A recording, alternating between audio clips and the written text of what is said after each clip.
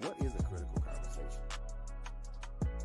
A critical conversation is a conversation that reveals important context, not only about ourselves, but about other people. Critical conversations edify, heal, and provide substance. Join Latanya Harris Gooden as she introduces us to critical conversations right here on Trailblazers Radio. Hello, everybody. This is LHG. I am just coming to let you know that I am an independent paparazzi jewelry consultant. You didn't know that, did you? Well, now you know. So I would love to be your personal jewelry lady. Paparazzi is an amazing company. We sell nickel and lead-free jewelry. We are known for our $5 bling, but you just need to know there is an exclusive Z collection that's $25. It's the bling of all bling when you're really going out on the town and you want to show up absolutely fabulous. So we have items for women, for men, and for young fashionistas out there. We don't discriminate. If you need it, I'm sure we got it. You have the opportunity to follow my page on Facebook called Polished on Purpose, a VIP group. Follow my personal page, Latanya Harris Gooden. And I have my own website that is at your disposal 24/7. So many ways to shop. So let me be the one that makes sure you are accessorized the way you should be. Because I want you to be polished on purpose. My mentor always tells me, when you show up, people are checking you out. They're watching you. So why not be polished? Be poised. Be purposeful. Glam it up with pop, honey. I got what you need. Well. Good evening, everyone. Good evening. It's your girl, LHG, coming with you with today's episode of, drumroll please, Critical Conversations. Oh my goodness. We got a lot of groundwork to cover today, but I wanted to let you know, as you just saw in the beautiful commercial that my brother created for me, hats off to my Trailblazers radio boss, I have a business. I am a paparazzi consultant, and I wanted to share that with you. I do have a website, paparazziaccessories.com/393923. And at some point, I'll put that in the comments. But this is the time of the year for gift giving. If you need affordable yet quality made jewelry, I am wearing my business. So let me be your jewelry lady. Let me help you get your gift giving done, and you don't have to break the bank. So I want to just let you know before we dive into today's show, and I will run that again halfway through so you will know how to reach me, how to follow me, and get the word out, because I am growing a business polished on purpose. Oh, wow. So listen, today's show is called Emotional and Social Intelligence. Why have I been dealing with emotions? Let's pray first, and I'll tell you why. Father, in the name of Jesus, you are great. You are amazing. I'm so grateful that I can call you my Father. I'm so grateful that you love me in spite of what I've done. Forgive me for anything and everything that I have done that does not align with your word or your plan for my life. Forgive me for saying things that don't represent you well, for thinking things that aren't faith-based. I just really would like you to just give me a clean slate, Lord. Give me another chance to show you that I am committed to you and committed to your word and to your people. And thank you for the idea of doing this show to be able to help us to have the discussions that give us a lump in our throat sometimes, but are so needed and necessary for us to grow and blossom and develop and show up better wherever we show up. So, Lord, do what you always do. Enlighten us. Visit us, meet us right here. Make us better, wiser, and stronger as we come to the end of this year. We get ready for a new year, a new chapter, a new season. We just really want to be better. And I give you the praise in advance in Jesus' name. Amen. So make sure you are subscribed to Trailblazers Radio. Hit the little bell. so you can get your notifications of all the wonderful content that we have to offer. All right. And should you want to follow LHG on Facebook, you can do so. My Facebook page is called Critical Conversations. Should you want to support and help me continue to bring programming to you, such as this, you can do so at Cash App, $CC with LHG. You can always email me your comments. You can email me show topic suggestions at criticalconversationswithlhg@gmail.com. So we got that out of the way. So this is why I have been dealing with emotional wellness, and now we're at emotional intelligence and social intelligence. It's because I can speak for LHG. I do not like how my emotions seem to get the best of me and speak louder than I want them to. And let's put something in perspective. Not all emotions are bad. However, trauma speaks, and it comes through sometimes negatively because of emotions. We are comprised of our own circumstances, our own feelings, our own experiences. So you can ask 3 or 4 people the same question and get a different answer because we are looking at things through a different filter. And I think we miss the mark because we get upset when people don't agree with us. What do you mean? If you want to know, if you ask a question to somebody, be prepared that their response may not be your response. Their response is going to go through a process mentally of, what have I been through? What have I been told? What have I been taught? What do I know? What do I not know? It goes through this journey and then it comes out of a person's mouth, and you may not agree. But I think if we are emotionally and socially intelligent, we can learn that disagreeing doesn't mean we can't be friends, we can't talk, we can't connect. We've got to give each other more grace and understand why we are the way we are, because we've all been different places, different upbringings. You may have been brought up on one side of the tracks, and I may have been brought up on the other side. You may have been on the east side, I may have been on the west side. You may have been brought up Church of God in Christ, I may have been brought up Pentecostal. You may have been brought up atheist, I could have been brought up, whatever. So we miss opportunities to engage. We miss opportunities to connect because we're so fixated on, I want to be right. I want my opinion to be documented as the be all and all opinion for everything. That's not how life works. I don't care how many degrees you have, and God bless you all who have so many credentials. You have a degree of knowledge in different things. That's a great thing. I love education, but that's still a degree of knowledge, a portion of knowledge. Some of this you're going to learn has to come through on the job training, on the job living, on the job experiences that will make up your opinions.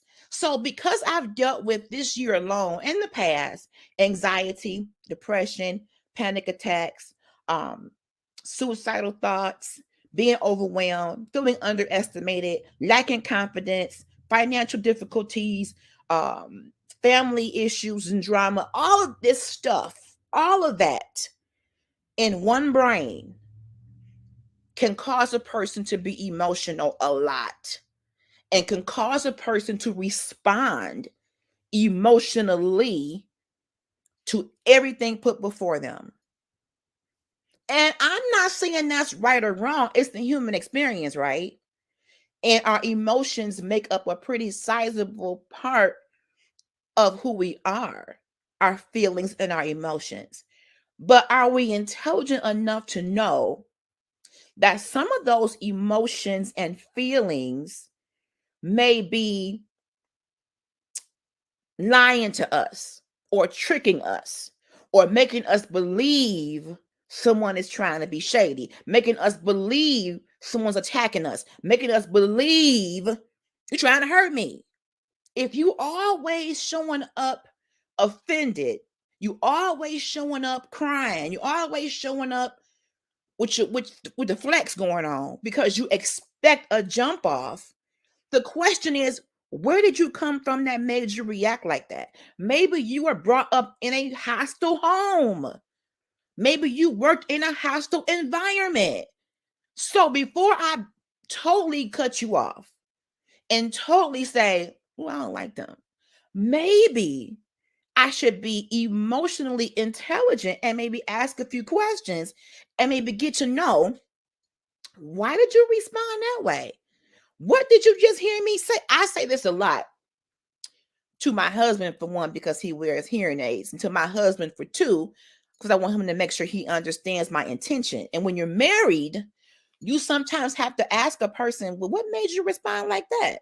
Because again, you are responding based upon your own set of views, morals, experiences, circumstances, mama issues, daddy issues, whatever. So asking someone what they hear, they may tell you something like, I didn't say that. But we interpret things in our mind, y'all.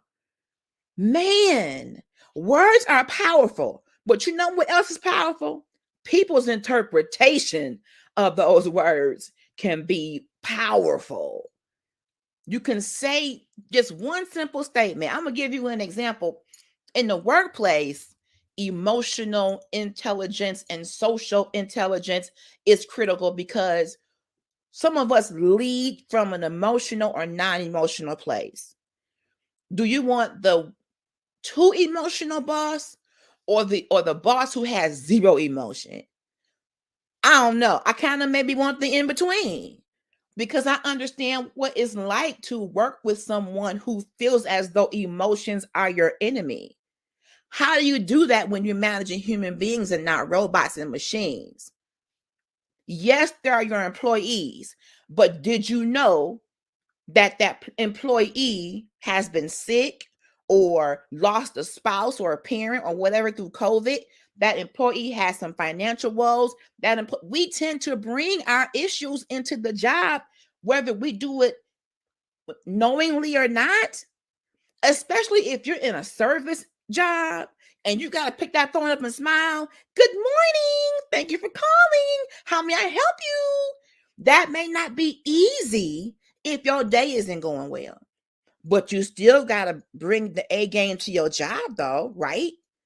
So going back to how do you deal with the emotionless or too emotional person in any arena, work, family, church?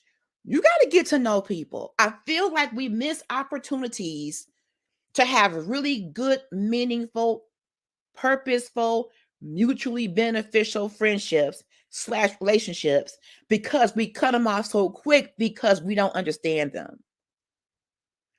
Everybody is not LHG. I'm not everybody. I have to learn how to stop expecting people to respond in kind because that was my thought process. Well, I was raised by a businesswoman who pushed her way, into a good job, who had a lot of stress, who was married 3 times, lost one husband to death, second husband was abusive. I have so much going on in me emotionally that when you come to LHG about anything, all of that shows up, whether you see it or not, whether you know it or not. When you meet people, when you date people, when you marry people, you are going to be presented with everything that comes with that person if they allow you to be, unless they faking it. I'm just trying to say. So I'm seeing people in turmoil. I've been a person in emotional turmoil. So I wanted to go deeper into how to be intelligent and aware of our emotions and our social interactions so that we can have the critical conversation to say, maybe I'm approaching this all wrong. Maybe I need to go back and apologize and get to know this person instead of just writing them off because we did not agree one time. That's all I'm saying. Because what I named off to you, anxiety, depression, panic attacks. People are dealing with that sitting next to you at work, sitting next to you at church, sitting next to you in the doctor's office. You don't know what people are dealing with. And I'm going to go a little bit further, and not to justify any crime, but you do not know what will tick a person off next to you just enough to make them go totally postal.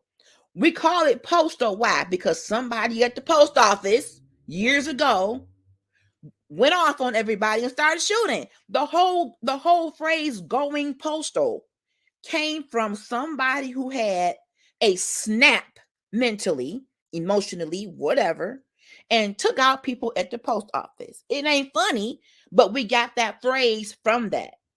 Everywhere you go, there are people who have the propensity to snap. That's why you have to be covered by prayer.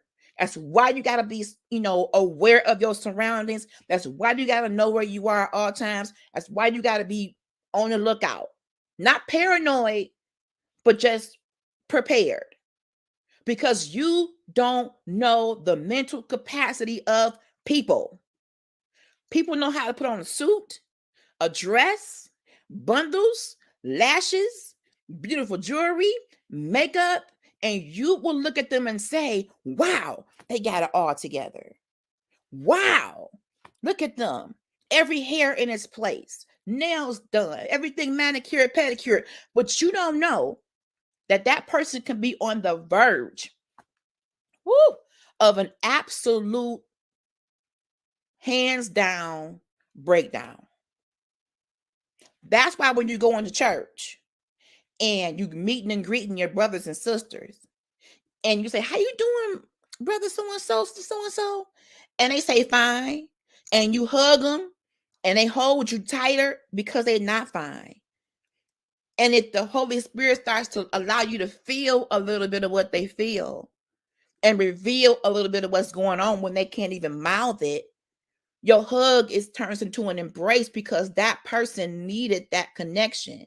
Yes, it's COVID-19. Yeah, we should be, socially distanced, but human connection and human touch is so important. Y'all put your mask on and try to give them a little hug or something.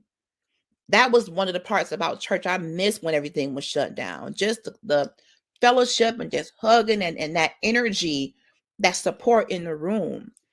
You just don't know what people are dealing with in the church. And that's a whole nother show, but stop thinking that Christianity is immunity to life's issues and life's circumstances. It's not immunity. It does say, and it does mean that we have a hope in Christ, that we believe that once we are saved, that we have an eternal life that's set aside with the Lord. That's good, but we ain't there yet. We ain't at the gate. I always say that we ain't at the gate yet.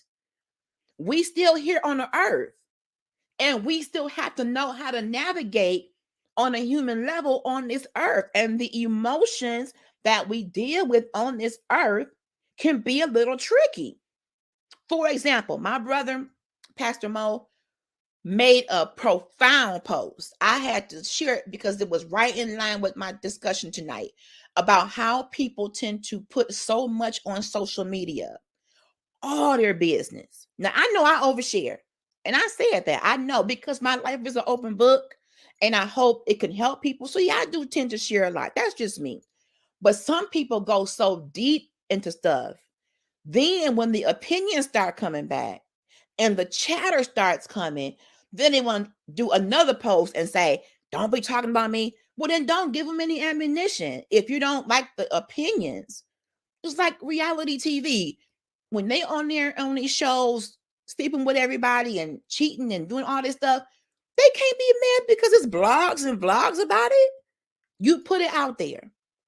So my brother's post was like, you putting your business out there.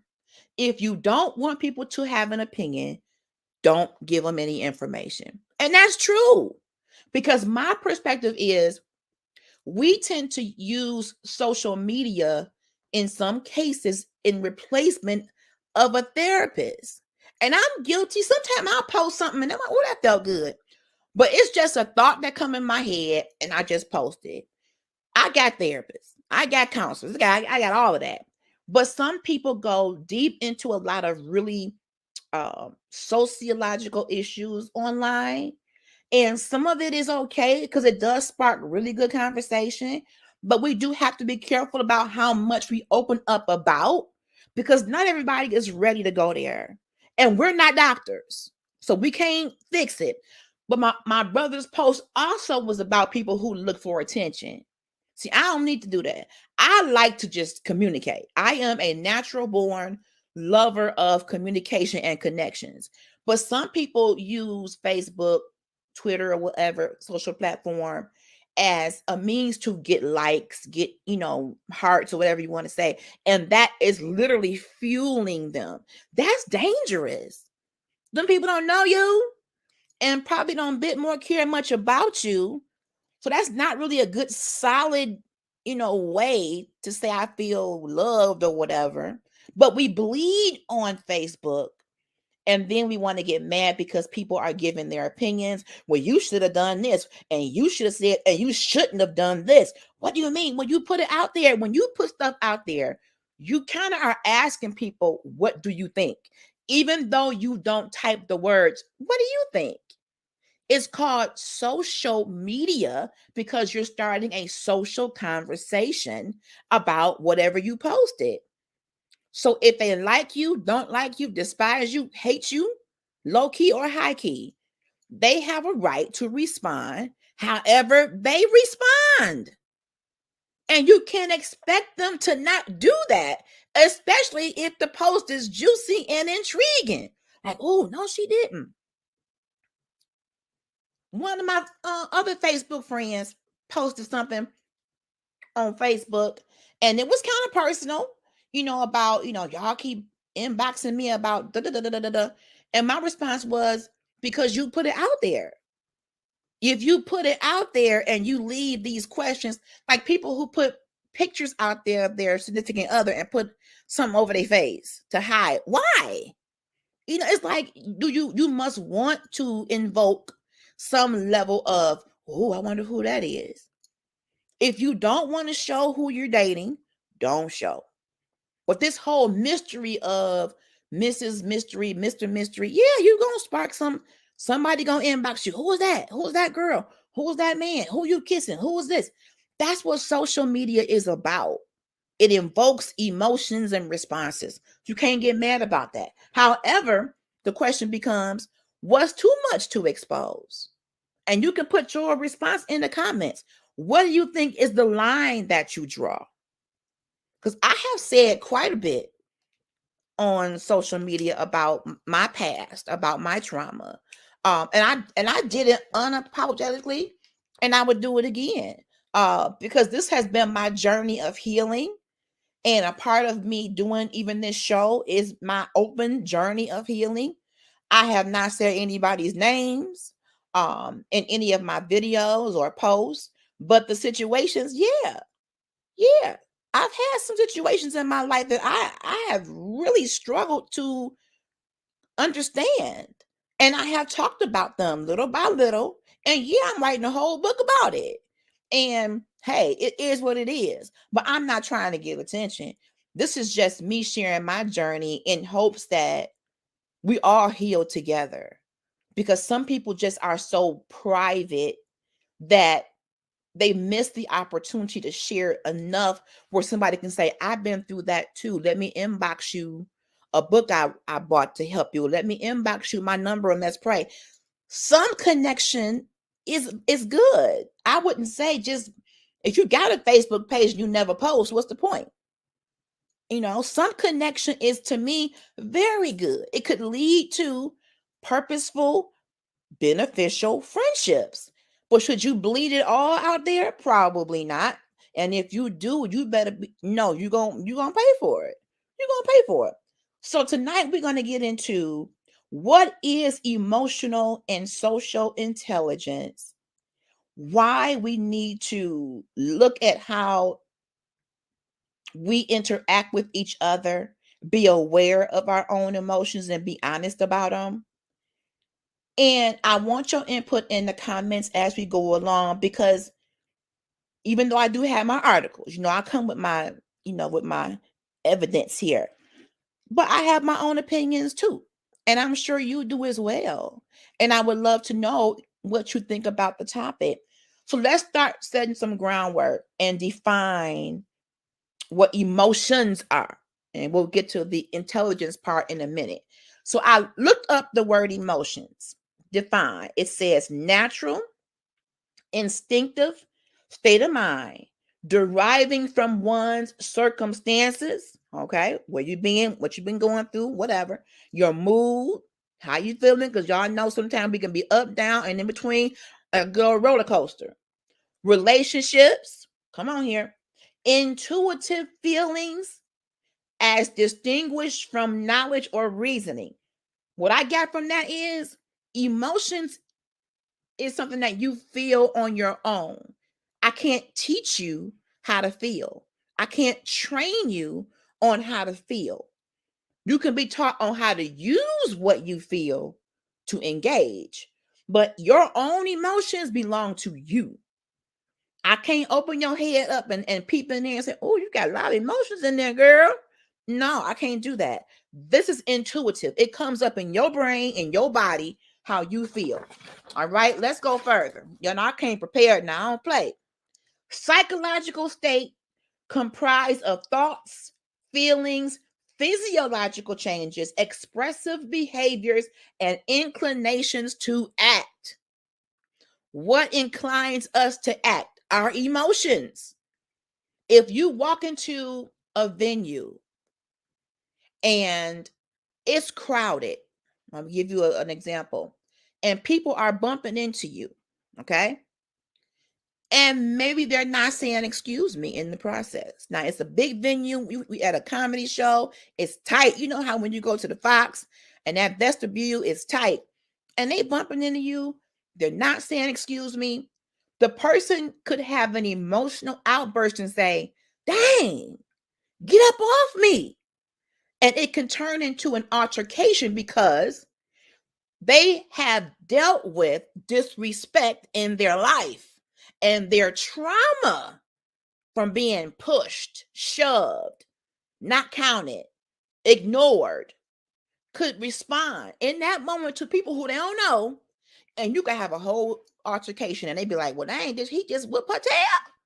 What just happened? She just smacked her? All because I bumped into you and didn't say excuse me. Sometimes it's done unintentionally. But the inclination to act was an emotional response. Here they go, being mean and pushing me around. That ain't respecting my space. So here comes the emotion of retaliation and anger out of nowhere. The trauma came in and said, you better tell him or her, get up off you. They can't do you like that. And I could have done it and didn't even know I bumped into you. But that's the thing. When you are emotionally intelligent, you would say, ma'am, excuse me, but you bumped into me three times. I didn't want to say anything, but can you give me a little bit of space so that we can stand here and not be, elbow to elbow? Different response, different result. Emotional intelligence says, before I say something, let me breathe. Because she done bumped me 3 or 4 times. But I don't want to start no fight out here and get hauled off in a police car either. And my whole family can't even see the show. So let me just tap her on the shoulder and let her know, ma'am, sir, could you stop bumping into me? Because, can you give me a little bit of space, please? Thank you so much. Because in these stores, some of these shoppers don't know what 6 feet or 6 inches look like. They'll be up on you. You can smell their breath, their garlic breath, their coffee breath, their smoking breath. And I just look around and say, could you give me some space? We do need to be socially distanced. We're in a pandemic still. And even outside the pandemic, back up. Sometimes close is just too close. But my point is, emotional intelligence says, don't pop off. Because baby, they'll call the police in a minute. Don't pop off. Take a minute. be aware of how you feel, and just say, excuse me, sir, you're making me feel a little bit uneasy. You're making me feel. You are acknowledging how them being 2 centimeters close to you versus 6 feet is making you feel uncomfortable. And you're asking them politely to step back. That's emotional intelligence. I acknowledged how I felt. And then the social intelligence came in because I responded to them quietly. That's what I'm talking about, y'all. Because we showing up some places with a total east side jump off spirit where we don't need to. Now, I ain't saying jump offs don't need to happen at all. But for the most part in your adult life, I just feel as though we can choose better words, choose better actions. Everybody in the world is not against you. That's just how I feel about it. All right. So, defining emotions, they are brought on by a degree of pleasure or displeasure, and maybe even body sensation. So, for example, the 7 basic emotions, basic, I'm not going too deep yet, just the basic ones: happiness, sadness, fear, disgust, anger, contempt, surprise. 7 basic emotions that have a matching facial expression. Those are good because I can see on your face how you're feeling, even if your mouth doesn't say, I'm scared, I'm nervous, I'm angry, I'm sad. Sometimes I'm telling you, if you're anything like me, I may not come out and say it at first, but the face is gonna give it to you before the mouth catches up. I'm wired that way. So there are other emotions, don't get me wrong, but those basic 7 have a matching facial expression. Why is the facial expression important? I'm going to give you a little story. I have a background in training, and in every class, you have people who are embarrassed to say, trainer, teacher, LHG, I don't understand what you just did. Could you please go back? Everybody is kind of competing. It's this silent rule of competition in the room, and they want to appear to be so astute. So they don't want to be the one that, makes the class stop and backtrack. So what I have learned to do in my training experience, yes, I'm listening to my people, I'm answering questions, but I look at faces. I could tell when somebody understands something, their face is like, they're doing this. They're like, oh yeah, I got it. They're shaking their head. Yeah. When they lose it and it's not coming through good and they disconnect, the face is like, oh, I didn't get that. And they start looking at the book and they looking it up and they looking at me and they looking at. That's when what I do as a trainer, I'll say, you know what? That might have been a little heavy class. Let's all backtrack and let's go through that particular scenario again, just to make sure we all got it. So that way the person isn't embarrassed. I didn't call them out and say, Monica, you lost? I didn't do that. I looked at her face and noticed that she has some, like, I didn't get this, or shaking the head, or this right here is like, and I made it general. Let's all go back. Because my motto is, if one of us gets off the bus, meaning we don't understand, I'm going to back that thing up and we're going to all ride again and get on the bus together. We're a class, we're a team, we're a family. So facial expressions are helpful when people aren't honest enough to say, excuse me, I'm confused. Excuse me, I'm lost. Now, LHG, I don't care what class I'm in. I could be in a class full of CEOs, CFOs, and UFOs. I don't care.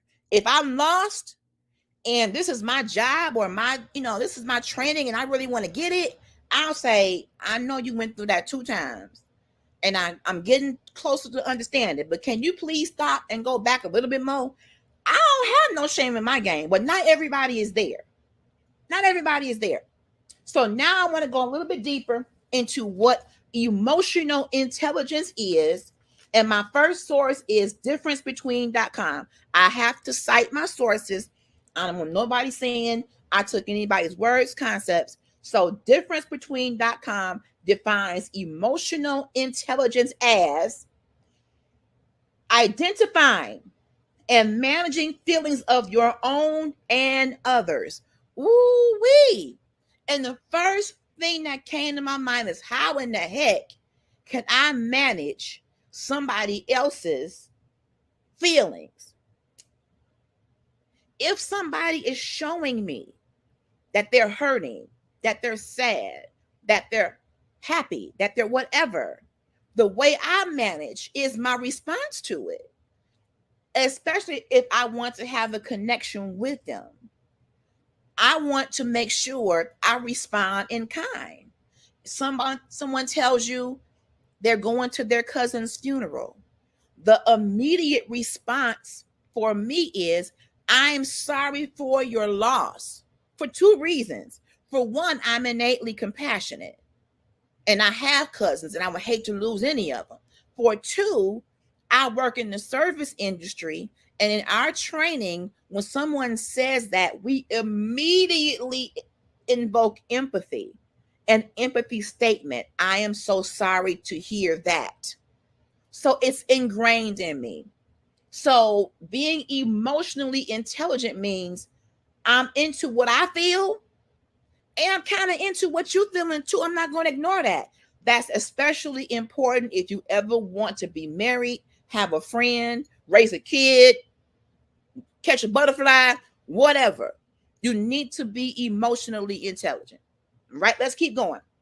Moreover, the article says, emotional intelligence is used to make decisions for the current situation. Stop right there. So that means, as an adult, a decision-making adult, we take what's happening to us right now in the present, no matter how emotionally charged it is, whatever it is, I need to use my emotional intelligence to decide, how am I going to act? How am I going to respond? How am I going to show up in the world? Am I going to go berserk and get carried off in cuffs? Am I going to back up and retreat? Am I going to ask a few questions to kind of understand what's happening right now? Am I going to phone a friend? Am I going to make a post and go off? There it is. It says, for instance, we can understand the current context by identifying facial expressions. It's the ability to make a decision based upon all the parameters. How do I feel and how do they feel? Super important in relationships. It cannot be all about your feelings if you are looking to connect with anybody, because you will be by yourself forever. You will die alone. Even the nurse may not even want to help you get better. The human experience just means we are entitled to feel how we feel. Where it came from, I can't solve that. But if I have a friend, a person who I care about, a person who I know has had my back, and they say something to me that made me feel a certain kind of way, the emotionally intelligent person would say, internally first, because it's got to be an introspective first. It would say, now LHG, before you go off and just say something off the wall, can we just sit in the fact that we feel a little hurt by what they said? Okay, sit there for a minute. Now, LHG, before you go off, have they ever done that before? Should you be saying, why did you say that? Or should you shut them off and be like, I'm done with you? Make a decision, boo. So I go through the track record. Okay, this happened to me today. Even if someone says something to you that you don't like, ladies and gentlemen, adults of the galaxy, if you know that person enough and they've been a part of your life long enough and they have a track record to be in your corner, love you through ups, downs, all around, but on this one occasion, second occasion, maybe third occasion, They said something to you that ruffled your feathers, got your knee highs rolling down, got your right guard turning left, got your secret telling on you, then you need to be intelligent enough to say, dear person, when you said XYZ, you made me feel ABC. Period. What does that do? It gives that person a chance to say, did I hurt your feelings? I apologize. That was not my intent. I love you, girl. You my friend. I said that because of blank. We don't give people that kind of grace anymore. We so quick to like, I'm done with them. And I'm not saying you shouldn't be done with people, but are you done because you should be done or because you didn't want to have a conversation with them? We tend to avoid talking to each other. And what we will do, get this, instead of calling a person up and saying, you made me feel like this when, we'll call everybody else who knows them mutually. Come on here. We will have the audacity to try to create a campaign trail, because if I'm mad at her, I want you mad at her. How childish is that, y'all? Come on. When all you have to do is pick up the phone and say, can we talk? Or can we have lunch? That's if you value the relationship. Now, if there ain't no value to you and you don't want to deal with, that's on you. But I'm talking about people who have been your ride or die, who have been there for you through ups, downs. They've seen your bad, they've seen your good, they've seen you with your wig on and off, twisted, with your slip hanging, and they come behind you and say, girl, come here, you come here. That kind of friend. People ain't perfect. People have a bad day. So if you got something from me on one occasion that made you feel a certain kind of way, to me, you owe it to me. You owe that to me to bring it to me. Don't call my friend. Don't ask my neighbor. Listen, come to me so that we can talk that thing through. Don't go around. That's gossip. Don't go around calling my friends that you know. Girl, you know what Tanya did? She said, da, da, da, da, da, da. And guess what, friend? If they call you about LHG, do me a favor. Send them back to me. Don't even entertain that mess. We're talking about emotional and social intelligence. Stop being the recipient of that mess. She did what, girl? Girl, you know, that's how she is. She did that to me. Don't do that. Don't do that. Because I question people who always are the ones people call with that crap. Some stuff won't ever make it to my friends. It stopped with me. Let me get that phone call. Let LHG get that phone call, and you talk crap about my sister. You talking crap about my child or whatever. Baby, I'm gonna cut you up so thin sliced like a butcher, and you ain't even gonna know you've been cut. And my friend ain't even gonna ever know you called me. She ain't even gotta know. Because I'm gonna tell you, if you got a problem with so-and-so, hang up from me now and call so-and-so yourself. Because I ain't got nothing to do with what y'all beefing about. Don't pull me into it. I ain't no material witness. I'm not co-signing it because it wasn't about me. Hang up from me and you go to the source. We have got to be emotionally intelligent enough to have the uncomfortable conversations to preserve meaningful relationships and stop throwing it away over stupid stuff. Everybody needs somebody. We so hard. We so thuggish, ruggish bone that you ain't gonna talk to me like that. That's how I was raised. That's what I was told. Don't disrespect me. But what did I say that was disrespectful? I just told you how I felt. Can't we just agree to disagree, that we just feel differently about that? And if you look at social media, man, it's full of posts about people hating on them. No, it may not be that. They just might have disagreed with you or have a different perspective. That's two different dynamics. Everybody ain't hating on you. Are you that wonderful that everybody hating on you? That just seems so arrogant to me. Now, true enough, you might have some show enough, bona fide, jealous-hearted, hateful haters. I ain't saying that they don't exist. But at the end of the day, we're not intelligent enough to be emotionally aware. Can I be aware of why did that bother me so much? Let me be transparent. I got an email and it was rather long. So first of all, that was strike one. I don't like emails that are too long because 9 times out of 10, it should probably be a conversation. But in the email were trigger words. There are certain phrases for LHG. This is just me talking that make me feel a certain emotion. If you email me and say, LaTanya, it has been brought to my attention. Man, I almost clock out. Because it's like, oh, I'm in the principal office or somebody then snitched and snitches get stitches. I mean, the it has been brought to my attention part. Oh my gosh.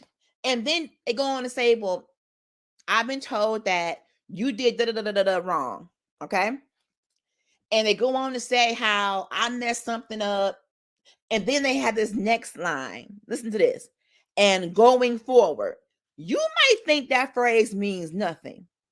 But for me, a person who takes pride, I mean, serious pride in my business savvy and in my work ethic and in my, willingness to learn and grow and acknowledge my mistakes. When I read that and going forward, to me, that said, you messed up and now do something different. Problem was the person who emailed me never talked to me about what was brought to their attention. So we back on he say, she say. So because someone came to you with something negative about me, instead of you saying, LHG, can we talk so I can see if this is really true? You gonna email me and go cutthroat. It was brought to my attention that you jacked this up, and because you jacked it up, this got messed up, and I had to do this and do that, and you're incompetent. And going forward, baby, when I replied, before I hit send, I had to pray in my heavenly language in alto, soprano, and tenor because I knew that response would get me fired. But what I did, I stopped. I read the response. I went toward the send button like, oh, I want to push you. I want to push send. Oh, I want to push send so bad. No, girl, because you need this job. I sat in my emotions for a moment and said, now, why didn't she pick up the phone and call me? You don't blast nobody in no 5-paragraph email only on the premise of what somebody else has told you without giving your person that you are over an opportunity to talk to you about it. Who does that? Hashtag where they do that at.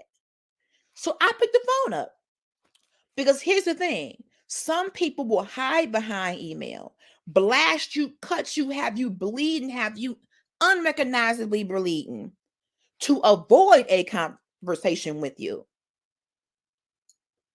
I don't like it. If you got the balls to write that kind of email to me, you should have the audacity to pick up the phone and talk to me first. Because that means whoever brought that to your attention had your ear so tight that they convinced you of my wrongdoing without you doing your due diligence and talking to me first. That's not intelligent at all, emotionally or any otherwise. And we do that with each other in relationships and in work capacities. Somebody put a bug in our ear. You shouldn't like them because they did this and this and this to me. And you already established a prejudgment or an opinion based on what somebody else's issue was with them. So now I don't like them. Why don't I like them? I don't know, because my girl said she a trip. My girl said, but did that happen with you and them? That can turn out to be a person who blessed your whole life. But you jumped on that campaign trail of somebody else don't like them, and now you don't like them. That is immature and emotionally unintelligent to me. But it happens so often. So when I picked the phone up and I called the person who sent the email, okay? And I said to them, I want to share my screen with you. And I want to show you something. Since you called me out on doing the XYZ process wrong, can you watch me perform the XYZ process on my screen? And we did. And guess what happened, y'all? I wasn't wrong. There was something in the formula or behind the scenes that had nothing to do with LHG that caused those numbers to turn out wrong. And instead of this person taking in the information, tabling it, and then bringing it to me and saying, what do you think, LaTanya? They're saying this was wrong. I would have said, let's do it together. Let's walk through it together. And they would have seen that I wasn't wrong. But now you done offended me, got me all in an uproar. I'd have had a panic attack. My head hurts. My neck is hurt because of stress. Because who wants to get an email that's 5 pages long about what you didn't do right?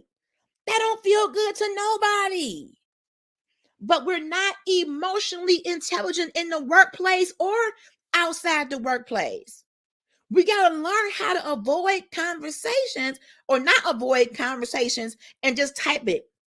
You can't text everything. You can't email everything. Sometimes you're going to have to pick up that dang on phone and call and say, girl, I don't want to keep going back and forth because we're getting into a deeper hole.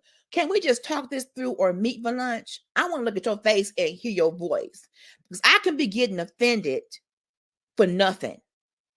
We are talking about understanding why we feel the way we feel and finding out if we should feel this way or not. Because we are running rampant with these emotions that come from other stuff, and people get penalized for it, and they shouldn't. And it hurts. It hurts. Let's keep going, y'all. So emotional intelligence, it involves, number one, being aware of your own emotions. Be real. Number two, applying emotions to how you solve problems and how you think. Number three, emotion management by being able to control your feelings and handle the emotions of others tastefully without falling out all the time, without hooping and hollering all the time. All right, let's go to what is social intelligence, y'all. I'm going somewhere, so hang in there with me, y'all. I'm going somewhere. Differencebetween.com says social intelligence is gained by day-to-day life experiences, understanding different personalities. Come on here, somebody, and learning from success and failures. Wow. It's referred to as common sense. Baby, my mama said common sense ain't common. Sometimes we can also interpret social intelligence as a skill of a person who can get along with society well and get others' cooperation. So if you that kind of person, every family got one of these people. If you got that kind of person in your family who can't get along with nobody, they fall out with everybody. Ain't nobody able to deal with them. That's a problem. And why are they like that? What happened to them in their lifetime, in their childhood, in their adolescence, in their teenage years, whatever, preteens, whatever, that would make them so hard? And 9 times out of 10, some kind of traumatic something, or someone betrayed them and they don't trust people. But we got to work on that if we want to be socially and emotionally intelligent. Let's keep going. Social intelligence helps to make decisions for the future. How am I going to govern myself accordingly based on what I know and what I feel? Okay. So after you have a conversation and you sit in the fact that I am officially offended, okay, You sit there and you have an internal conversation. Now, I'm offended. Are we going to smack them? Are we going to walk away? Are we going to tell them how we feel? Are we going to do A, B, or C? So here comes the social intelligence. I'm going to choose to say to this person, you hurt my feelings. You made me feel disrespected, belittled, attacked when you told me this. Social intelligence. Now that I know how I feel, what will I do in the future? As opposed to, I ain't talking to you no more, or cussing them out, or having an adult tantrum. We got to do better, y'all. Some of us good and grown times 10. Gray hair, calluses and bunions and onions. And we still can't seem to have a adult conversation without going off. You need Jesus and therapy 80-20 or 60-40 because you can't survive like that and connect with people like that. No. So the article says, for instance, you use your knowledge and expertise to improve your career. In other words, social intelligence helps us to survive and achieve success. So it's helping us to build meaningful, purposeful, long-lasting relationships when we should. Is everybody meant to be your long-term buddy or pal? No. But emotional and social intelligence also helps you determine which people should be in the friend category, which should be in the acquaintance category, which should be in the comrade category, which should be in the my sister category, which should be in the bestie category, and which is I don't deal with you by any means necessary because you're crazy category. Determining which category to compartmentalize people you meet in. That's being emotionally and socially intelligent. Not everybody is out to hurt you. Not everybody is out to sabotage your career. And I'm another story. Yeah, I had someone tell me that. I believe that you are out here to sabotage me, LHG. And I almost fell on the ground and rolled over and kicked my feet. Like, you must don't know me. I am the person that will cheerlead you from the sidelines, pom-poms, popcorn, cotton candy, and all. When I know it's a star out there and someone that's grinding and got star quality, I'm like, I want to help. What can I do to further your career and help you and mentor and coach and be your buddy? I do that. I don't sabotage nothing. I can barely spell sabotage. But she brought that because in previous situations, people had done that to her. Didn't really have a lot to do with me per se, but because of that person's previous experiences of people micromanaging or, always asking questions or bringing light to errors. I'm like, well, that's what leaders have to do. Leaders can't just give you all rewards. They have to have the discussions about something that went wrong. I get those too. I don't do everything right. I got to be able to take the good and the bad to grow. But you can't afford to penalize everybody else because of what somebody in your past has done. That's just not fair. I wasn't there. But I was glad to find out, and I specifically asked, did this happen to you before? And I'm glad they were honest and said, yeah, I've had people riding me and pushing me. And I'm like, well, I'm not that. I will reach out, I will call, I will connect, but I'm not going to do it in a way where it makes you feel as though I don't value you. I've had leadership training and I've had good leaders in my life that have showed me, and good upbringing in a sense, that showed me how to value good people, how to value good employees. It doesn't make you perfect because you do a good job. You still make errors. I still have to check your work. I still have to approach you if something goes wrong, but I never do it in a way That's condescending. I'll say, can we talk about this? Let's walk it through together. But people bring those emotional barriers to work, to church, to social clubs, and you kind of get it. Like, man, they stuffy. What's wrong with you? But I want us to learn how to be emotionally intelligent. All right, we are at the top of the hour. I think, let me check my time here.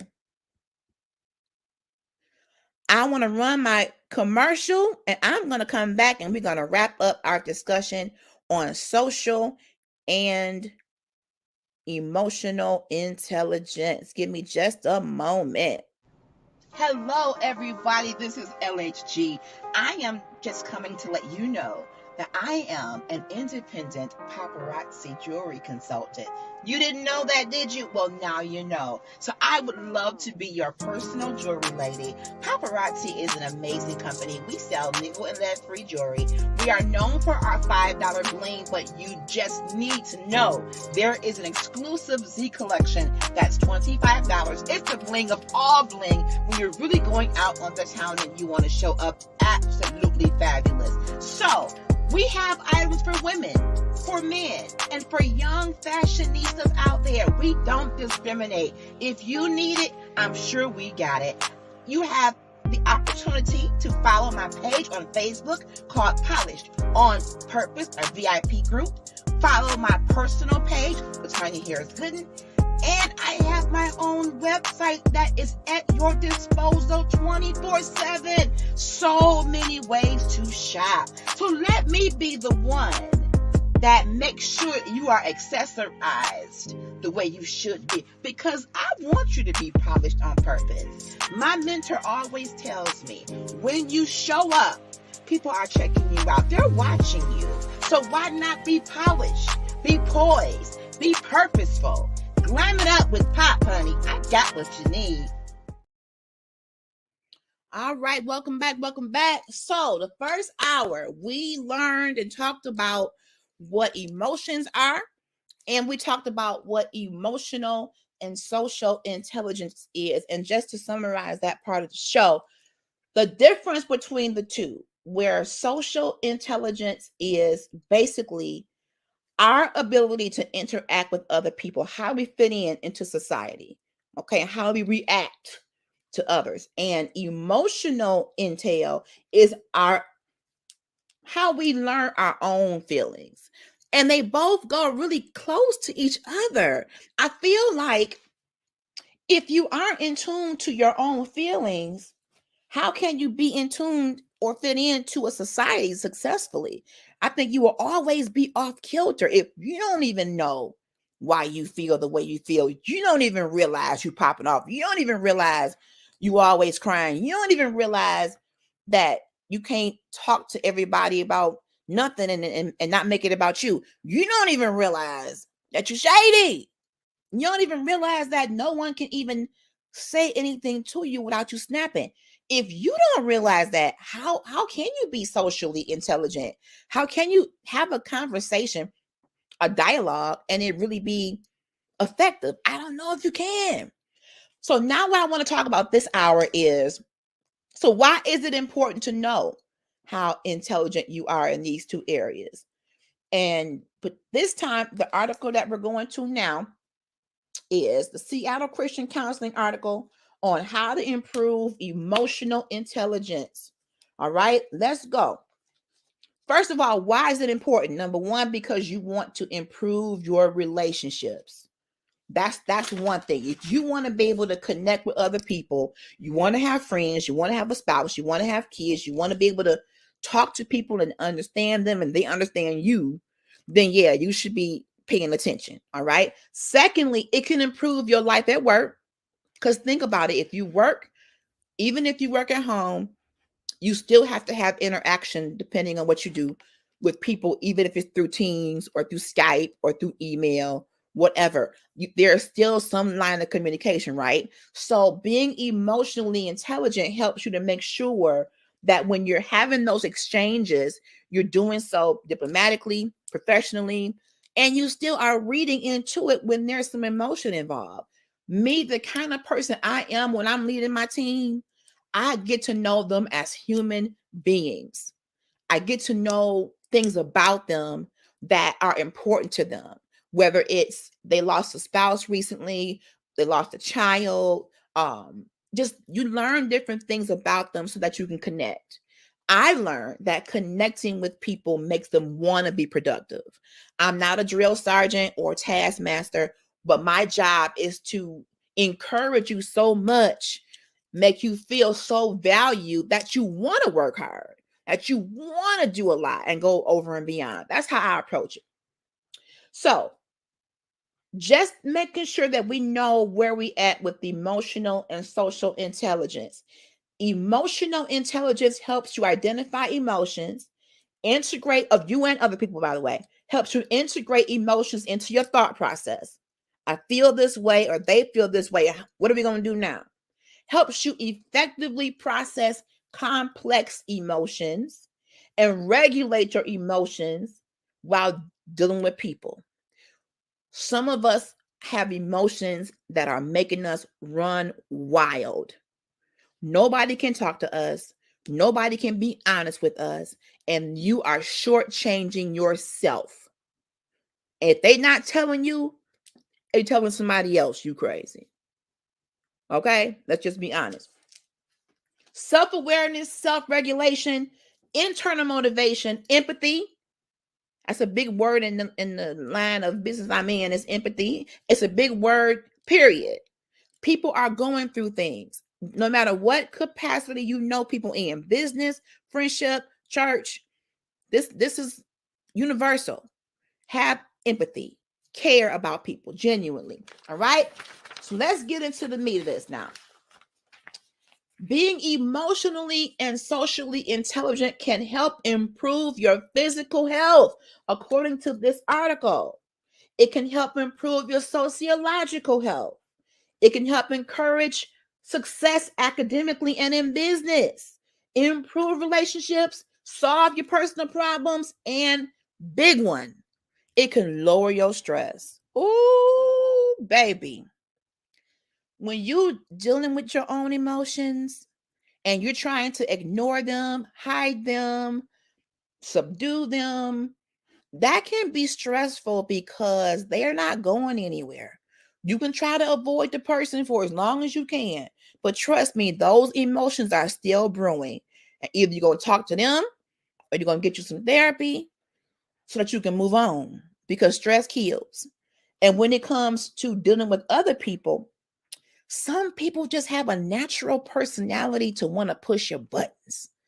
You ever met someone like that? You can't get a word in edgewise. They make everything about them. They hoop and holler. They control the conversation. You can't get a complete thought out, and that is stressful. However, having emotional and social intelligence says if you love them and if you see a benefit in connecting to them, tell them about themselves. Stop normalizing letting people be rude and you don't say nothing. Well, that's just how auntie is. No, auntie. I had an auntie like that. May she rest in peace. Big auntie was mean. And she had all these so-called spiritual children because she was one of them real hellfire and brimstone kind of preachers. And that's it, I get it in that particular time. I get it. And the word is the word. But she was so forceful. If you don't buy this Avon, you're gonna go to hell. No, auntie, that can't be a sales pitch. If you don't buy this skin so soft, your skin gonna fry in the lake of fire. That ain't right. That ain't right. But she had a mean streak.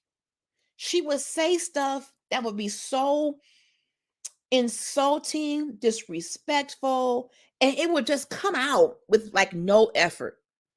And nobody said nothing to her. She had a way of treating people so horribly. So when it got to the point of my dealings with her, I shut down because, girl, what you eating? What they feeding you? You getting bigger and bigger. I can't stand when old people. Sidebar. Why y'all do that? You getting so big. I mean, say tall. You're getting tall. You're getting so big.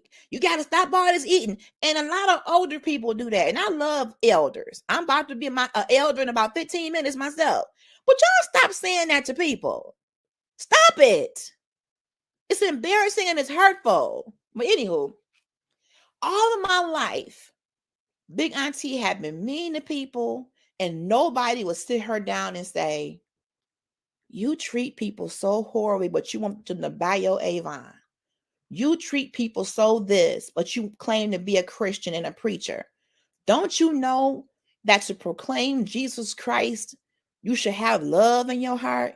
You got to be the most hatefulest, heathenest preacher I ever met. Nobody said that, but you know who did? I wrote her a letter. I didn't say it to her face now. You can call it cowardly if you want, but I wrote her a letter and I said, Auntie, I may only be 12 or 13, but I'm gonna get you the clear on what your family is saying about you. We say you mean. The community says you mean. You forceful, you mean, you rude. You've been put out of different churches because you keep talking back to the preacher.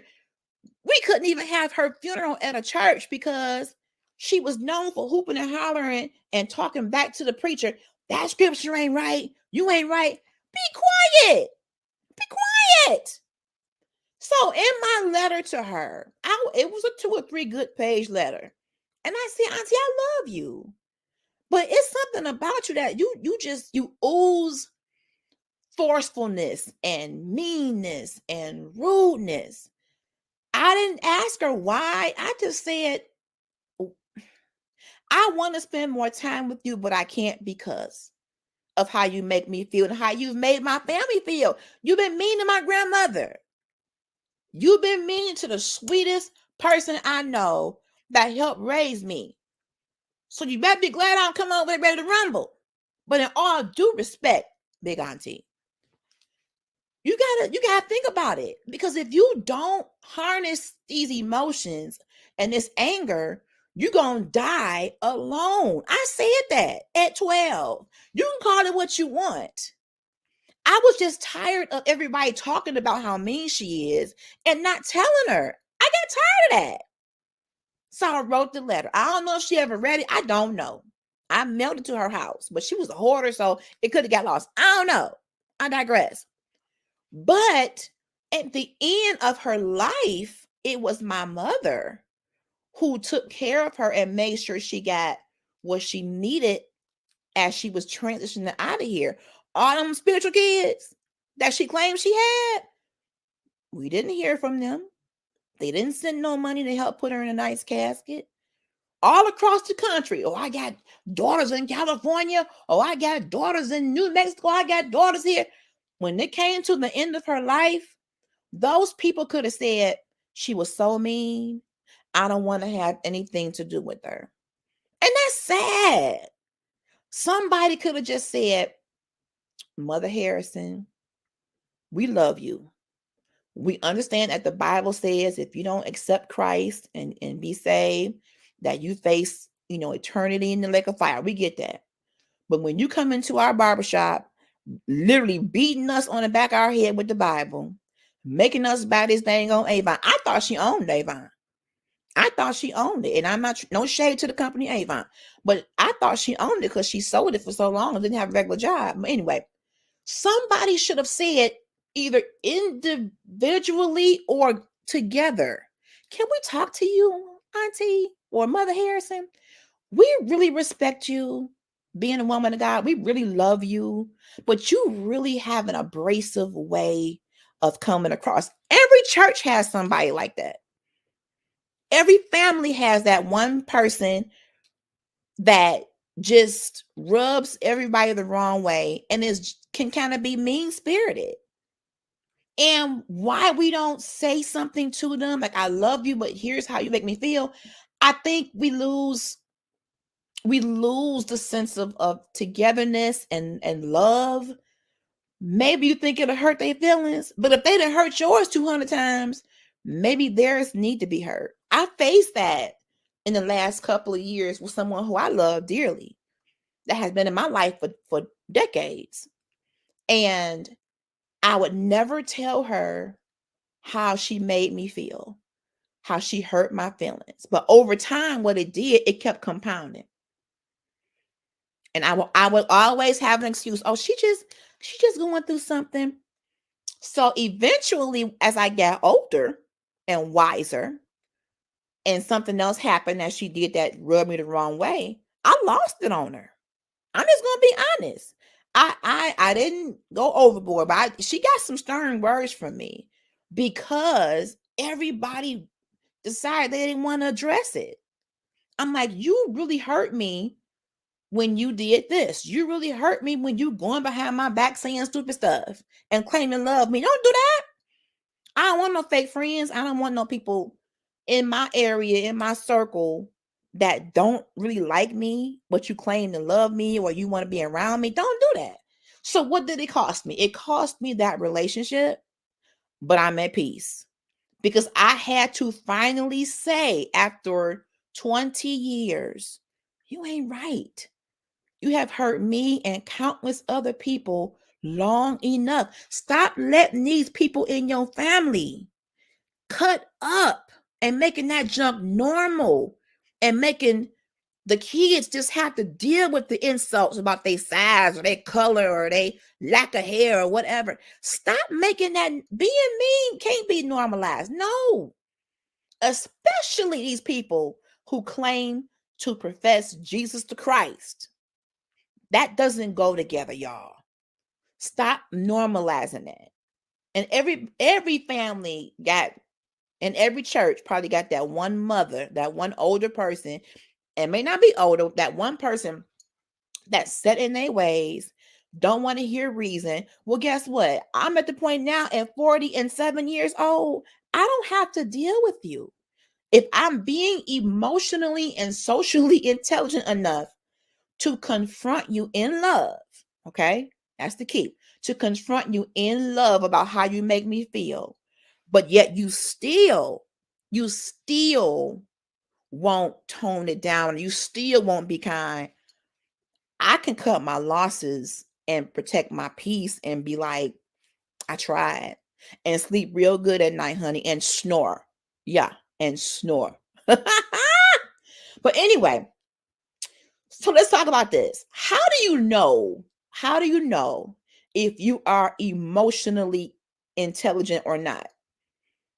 Because this article gives us some suggestions and some points that would help us to know kind of where we stand in our emotional intelligence. So here we go. According to the Very Well Mind, low emotional intelligence refers to the inability to accurately perceive emotions in yourself and others and use that information to guide your thinking and actions. If you constantly have struggles in relationships, there could be a possibility, not all the time, but there could be a possibility that you are emotionally unintelligent. If you have no friends at all, no close relationships, because maybe you come across abrasive, you don't engage, it could be because you have not reached a level of emotional or social intelligence to be able to have a conversation without blowing off steam or going crazy. Real talk. Real talk. If everybody tells you that you're mean and you don't know how to talk to people, then everybody can't be crazy. Maybe you ought to do some self reflecting and say, how am I showing up in my social life, or if I have a social life? When you don't have anybody who wants to invite you to anything, or they'll invite you and still be like, "Ooh, I hope I ain't make a mistake by inviting them." Then yeah, you may have some growing to do in the area of emotional intelligence. If you have poor coping skills, okay? You don't know how to make sense of your own emotions. You just go mayhem and just go crazy. Or you hide your emotions.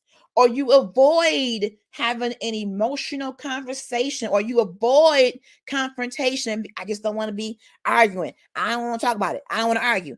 Everything doesn't have to be an argument. But some conversations, as my show is called, Critical Conversations, some need to be had. Your voice needs to be heard so people can know how they're making you feel. Hiding it doesn't do anything but compound it. And you turn into a ticking time bomb.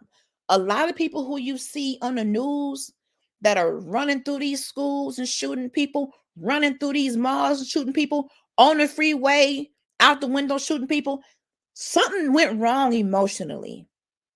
Their coping skills were poor. They definitely needed some emotional and social intelligence to understand and process whatever anger they were feeling, and no matter how far it went back, yesterday or 20 years ago. And I'm not justifying these crimes at all. I'm saying not being emotionally intelligent puts you closer to being a ticking time bomb and losing it when one person pushed that button who just met you and don't know you, and you will go off on them and give them all the drama that you should have gave them people that hurt you 25 years ago. What else? Behaving insensitively. If you don't have good emotional intelligence and you are the kind of person that's insensitive, case in point, when COVID started, when it was real hot and schools closed in terms of having in schools, classes, and they did the hybrid or the online, we experienced in the workplace, people wanted to work at home because their children are now at home. And if you have small kids, they can't log on and have a class without a parent. So in the workplace, we had to become flexible with how we work. We had to find computers and find ways to get them to be able to log on at home because COVID shut stuff down. Well, guess what? Some people was like, I don't believe that. They can come to work. Do you have kids? No. Then you don't know what it's like to have a child that can go to school every day, come home at the end of the day, or get picked up and do latchkey. Then you come home from work, and now that's gone. No daycares, no schools. So now you got your 5, 6-year-old at home. You can't leave them at home by themselves. But some people insensitively would say, I don't know what the big deal is. Why are they calling off? Because their babysitter bailed on them. Well, are you going to go watch the kids? So that means that person has not low emotional intelligence, no intelligence emotionally, because you're being insensitive to their predicament. All right.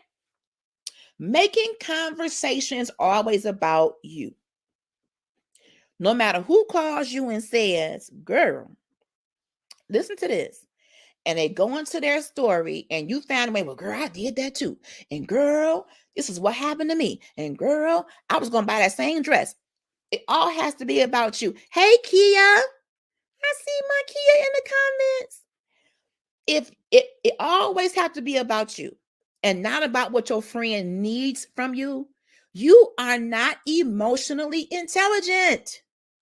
Let your friends, your sisters, your people have a moment to empty out. Let them get it out and don't listen to snap back or fix it or condemn them or make them feel guilty.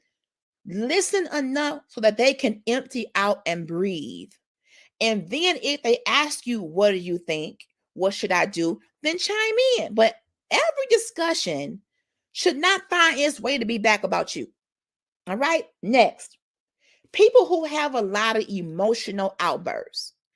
You can't talk to them for 10 minutes without them hollering, screaming, crying, falling out. Something is going on with them emotionally. I can say in my experience, I have someone that I know that's like that, and it pulls on me because I never know what bag they're going to come out of. Can you pray for me? Oh, and I'm like, I don't mind praying, but we didn't pray this same prayer since 1975. And what's going on? I know I can get a prayer through, but people who are constantly lashing out emotionally, overly reactive, overly abrasive, everything set them off. there is something emotionally unintelligent about them. And that's not to insult you. It just means you need to be aware of your feelings and manage them better. Blaming others for all of your problems. And I'm going to say this in all honesty. People who have gone through trauma, it's easy for us to blame the perpetrator for, well, if this hadn't happened to me, I wouldn't have blank. But you only can do that for so long. Yes, it happened. We get it. You didn't like it. You didn't deserve it. Excuse me, y'all. But at some point, as an adult, you're gonna have to pull up your bootstraps and say, I'm moving on. So everything that you do cannot be blamed on somebody else. Not everything all the time, y'all. So those are ways to know when you may need some help in the area of emotional intelligence. Okay. Now, we're getting ready to wrap this up. So how do you fix it? Now that we identify who needs help, how do you fix it? If this is hitting home for you and you say, well, she just described me, what do I do? The article suggests, this is SeattleChristianCounseling.com on how to improve emotional intelligence through Christian counseling. This is a really good guide. Really good guide.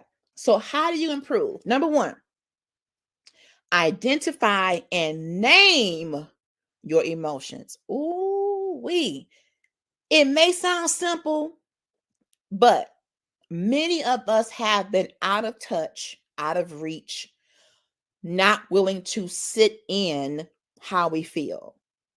Maybe we are embarrassed. Maybe we are a man versus a woman, because maybe some people feel like men aren't emotional and women are. I personally think we all are emotional beings. We're human. We just all show our emotions differently. And from what I've seen in how boys/men are raised, they're raised to not have any emotion. 2 kids on the bike. A little girl falls and hurts herself. A little boy falls and hurts himself. The little girl's going to get coddled. Oh, come here, little shoo. Oh, my baby done hurt her knee. Bad cement. I'm going to spank the cement. You done hurt my baby. Oh, they're coming in. They're going to rock her. They're going to rock that baby. Don't cry, baby. Ooh, let little rerun fall off the bike. In most cases, boy, get up. That ain't hurt you. That little scrape, that blood ain't nothing. I see it's going down the freeway. That don't matter. You just bleeding a lot. That's okay. You're going to live. Live. But that is how we do young boys in a lot of cases. Many men were brought up like that. You better not cry. You a man. Don't you ever let anybody see you cry. And unfortunately, decades later, many of those men are now facing emotional difficulties in their relationships today, because it was said to them all their lives, don't you dare let a tear come out your eye. That means you wimpy. That means you a punk. That means you a girl. I'm just telling you what I know. Maybe it's changed in the current generations, but I'm just saying there's been a disparity between how girls and boys are raised in terms of emotions. Girls can cry all day long. A little boy cry and don't you cry. What's wrong with you? Something wrong with my son. No, ain't nothing wrong with your son. He a human. Let him cry. He hurt. His leg broke. And you going in there to get a Band-Aid. What's wrong with you? So we end up suffering because sometimes the indoctrination that we have growing up is off. It's off. And then here we are in our adult life trying to go backwards and make up for all the pent up emotions we had, and we lay them at the feet of our spouse or our friends or our boss or our coworker. So number one way to improve your emotional intelligence is identify and name your emotions. If you feel it, call it what it is. Because you can't regulate what you don't even acknowledge. You can't. Number two, Ask for feedback. The article says ask for feedback, y'all. It says ask someone close to you how well you handle conflict. Ooh, it's going to be good. Ask them how well you express empathy and how well you respond under stress. We did this kind of a task or game or whatever in leadership training. And we had to ask a coworker to fill out a little questionnaire about us. You would be amazed when you ask somebody who knows you and you ask them about you, you would be amazed at what some of the answers are. And they ain't being shady, they being truthful. You might think you handle stress very well, but your spouse, your kids, your coworker might be like, you crazy. You go off way too much. But in order to improve, you're going to have to be willing to listen to the opinions of somebody who knows you, still loves you, but they've watched you over time and they're concerned about you. Number 3, this is a real good one. Read. It says that a lot of people who don't have emotional intelligence need to read more to become more sensitive to other people and read books that deal with maybe like different kind of books that involve like stressful situations, and so to understand somebody else's point of view. Because if you always hard but you read a book about someone's cancer battle or someone's battle, with homelessness, maybe the article suggests that maybe if you read a book, that will give you more empathy. I say, don't just read, get out there, join some groups. It's Facebook groups, it's book clubs. A person to me who lacks empathy and concern just needs to be around more humans. That's just my opinion. And listen to people's story. Go to testimony service. Just go online and scroll. I mean, we going through so much, but just getting out and telling your story, listening to people's story, support groups, maybe something like that will help trigger, like, wow, I do need to be more gracious and empathetic to people. So we're getting ready to wrap this show up. We have talked about what are emotions, what is emotional and social intelligence. We have talked about the difference between the two, how you can improve your emotional intelligence, why it's important to do so. And make sure you are commenting. I want to know from your perspective when you think about yourself. Let's talk about just you right now. Are you well in tune to your own emotions? Are you honest with yourself first about how you feel as you go day to day? Okay. Second part, socially. If someone does rub you the wrong way, send you an email you don't like, say something that hurts you, ruffles your feathers, are you intelligent enough to say, this hurt me? Now what do? I want to take it to that person. I want to say to them, you made me feel this way.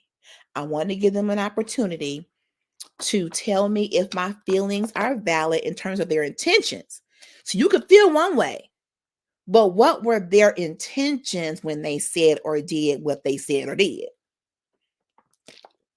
I'm telling you, our trauma becomes a barrier when it comes to being emotionally intelligent. The traumatic response will always have you going off the deep end. It will always have you thinking it's you against the world. Will always have you thinking and side-eyeing people. And that's a dangerous place to be in. It is. It is. So I want you, if you're watching, if you're listening, drop a comment on how you feel you personally handle your own emotions. Okay? Do you feel you express them in an adult way? Okay. Or do you feel you could use some help in that capacity? That's part one. Secondly, when it comes to your dealings with your social network, are you comfortable with where you are and how you show up in your relationships, your marriage? Do you know how to effectively communicate how you feel? Or do you think that that person can read your mind? I don't care if you've been married to that person 50 years. If there is something that you need from them or want from them and they didn't pick it up, don't get mad. Open up your mouth. Closed mouth don't get fed. I only got almost 5 years into marriage. So I am still learning. I'm still learning right now. So, but to make it last, emotional and social intelligence is so important. Hold on one second, y'all. I got a message from my baby. We got a troll in here. And I want to get those comments blocked. So when you are, even if you're just dating, even if you feel that you're ready for marriage, you need to find out, where am I on the emotional and social intelligence scale? What's my IQ in those areas? Because if you're dating someone, and I'm gonna put myself on the line. When I was dating, I dated, I would say, aggressively. What do I mean by that? If I like somebody and if I felt that I wanted, it to turn into something nice, then yeah, I was the one who set the dates up. I was the one that would say, okay, when we going out?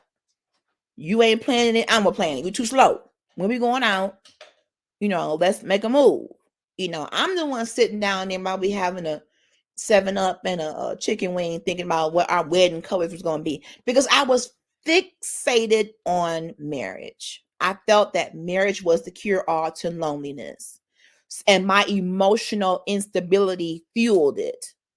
I didn't feel good about myself. I didn't feel beautiful. So I thought that a relationship or another person making me feel good about myself was the cure. And it's not.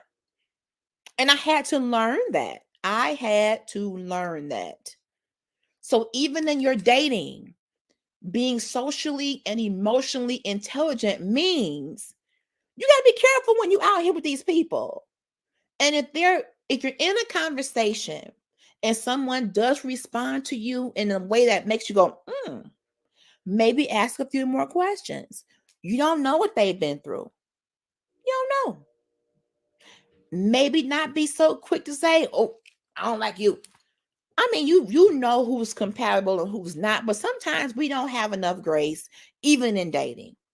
And that's why conversation is so key. If you're talking to somebody and you're dating and they don't want to have a dialogue and they want to just lay around and lay up and lay in, in that case, keep it moving. Conversation and effective communication helps you learn about that person, about their past, their present, their future, and then you can intelligently decide if that person is worthy of another date.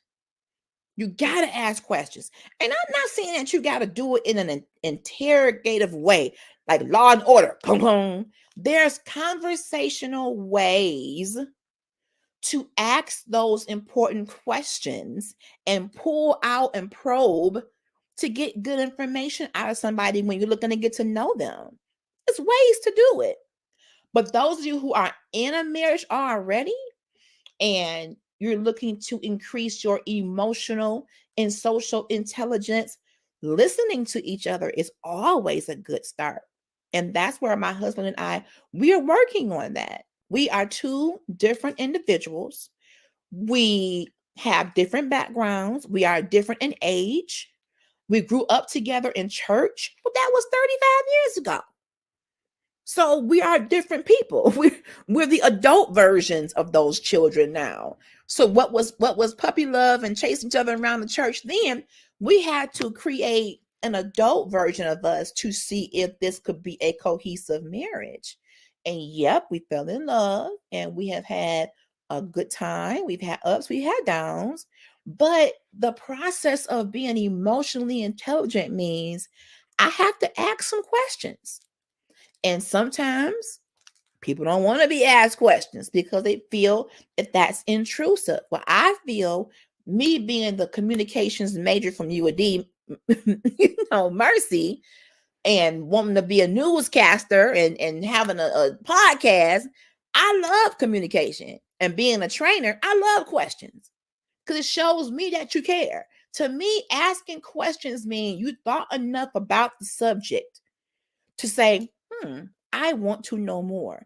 But you flip it around, some people can take questions as, you think I'm stupid, you think I'm not smart, you're condescending, you're belittling. So you get to know one another's triggers and you make adjustments. Maybe I'm coming across a little bit too forcefully. I am my mama's daughter and we are business women. We come across like, here, question number 1, number 2, number 3. And that's good for work, but that might not be good for a relationship. It may not be. So when you're looking at being emotionally and socially intelligent, you're looking at friendships, the non-romantic friendships, sister to sister. I'm the kind of person, and anybody who knows me, has been around me longer than 14 days, should know when I call you sis, it may not mean we best friends, but it's a term of endearment for me. I have a level of respect for you. It could be that we're Facebook friends. It could be that we are church sisters. It could be that we are co-workers. I use that word, and I've seen people say that we use it too loosely. But for me, it has different meaning, but it is respect and endearment. Okay, if I don't like you, I ain't gonna call you my sister, period. However, when LHG shows up in a friendship, and you can ask the ones who have been my friends for decades, she can say some stuff that's crazy. She can be a little abrasive in her tone. She could get on your nerves. But at the end of the day, when I say I am your friend, when I say I love you and I care about you, I mean that. But I also hold my friends accountable. If this is going to be a two-way, reciprocated, beneficial, purposeful friendship, I'm gonna be looking for you to return some of that as well. And sometimes friendships can be very one-sided. And that's where some of the emotions go out of whack. You constantly giving, calling and checking in, praying for, encouraging, but the other friend is nowhere around when you need them. That's enough to set anybody's emotions off whack, especially if it's a long-term friendship. But the question becomes, what happened? What changed with us? And maybe that's worthy of a conversation. Hey, friend. Hey, sis. Hey, bruh. You got a minute? I noticed that, when I reach out to you, you kind of pull it back from me, or you kind of distant. Did I say something? Do something? Maybe ask a few questions before you conclude that we fell out. We ain't friends. We don't give enough grace, and we don't use intelligence in the social and emotional way to inquire what's going on with you. Because many people don't just come out with it. They feel embarrassed. You may judge them. I don't know. But we need to put more effort into the preservation of our friendships if they're really purposeful, and not be so quick to just wipe them. I'm done with them. And then there's the responsibility of how you treat people. You can't run over people and think they're going to always be there for you. You got to stop doing that. Stop it. If that's been your MO, that you get to a certain place and then you just drop off. I've had people do that to me. Good friend over the years. And then she would just do a straight up disappearing act. No calls, no texts for weeks. I'm up here praying in the spirit. Lord, is she in Ecuador up under the ground? She didn't get kidnapped. She didn't got trafficked. Oh, Lord. I'm asking around. Have you seen her? Have you seen her? And they be like, yeah, she around. She just doing what she do. That ain't right. That ain't right, y'all. Don't have people wondering how you doing. What is wrong? How you on one day you want to go to lunch and on the next day you just drop off the planet? Where you do that at? But that has to be some emotional imbalance there. Because I would never want to do that to anybody. It's hurtful. It's very hurtful. And friendships can be complicated. But if you are looking to have meaningful connections with people and be emotionally intelligent, you got to put some work into it. You got to put some work into it. And it's worth it. We all need a friend at some point. I don't care how independent you are, you're going to need somebody. You just are. Well, y'all, I'm getting ready to get off here for the night. I want to thank you all for watching, listening. You can subscribe to Trailblazers Radio right here on YouTube. Subscribe. That way you know whenever programming is being aired, whether it's my show or other shows. Subscribe and support the platform. You can also follow Critical Conversations on Facebook, Trailblazers Radio on Facebook. You can email me. I got a new email address for my show, y'all. Thank you to my Gabby. Let me find it. Critical Conversations with LHG@gmail.com. You can support financially at $CC, like Critical Conversations with LHG. All right. Follow me on my paparazzi page. As you saw on the commercial, your girl got a business. Polished on Purpose Paparazzi is my business. If you are looking to make some last minute purchases for gifts, you need to reach out to me. If you're local here in Michigan, you can shop my in-stock. If you're out of the state, you can shop my in-stock too. But if you want to go on the website, paparazziaccessories.com/393. You remember it. 393923. That's my ID number. All right. So be sure to tune in next time. We're getting ready to do some really good, fun stuff here on the radio station for the holiday. You want to stay tuned. Some really fun things are coming down the pipeline. So just keep your antennas up. Watch the pages. I love comments. So if you're watching this or listening to this while you're cooking or cleaning or whatever, comment. I'll come back and respond. I promise you. I love comments. We want to get our viewership up. So share the show on your platforms. Share the show. It could be a good topic of discussion with your book clubs or support groups. So I'm going to get ready to get off of here. I want to thank you for your support. I think we're on episode 6 or 7. And I'm still new at this. I'm still learning technology. I'm still learning a lot of facets of podcasting, but I'm having such a good time doing it. This is how I keep myself, one way, emotionally balanced, by finding things that bring me joy. And in my previous show, we talked about this time of year being hard for some people emotionally. You've got to take the reins and find things that feed your joy bells. This is what I have always wanted to do. I love this. My business of jewelry, I love it. I love people. I am a 100% people person. They get on my nerves sometimes, but I am able to tell them that they get on my nerves now. I'll hold it here. But find your joy. Find it. And don't let people take it from you, because that's the part of being emotionally intelligent. When people ruffle your feathers or get you all stirred up, say something before you haul off and smack folks and land up in prison. Say something. And you can say it calmly. Keep your friendships if you can. Have discussions about your feelings and emotions. Oh, my sister is on here. Hi, Ashley. Hey, sis.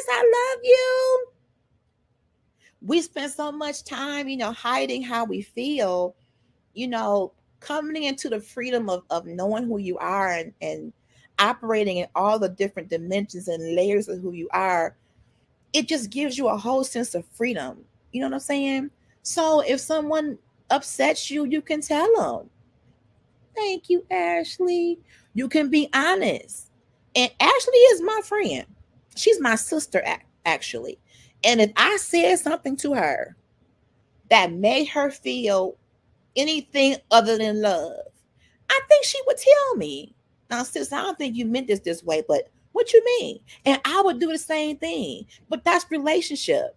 We don't just give up on each other because you have a moment in time out of all these years of good relationship and you have a moment of something. You ask questions.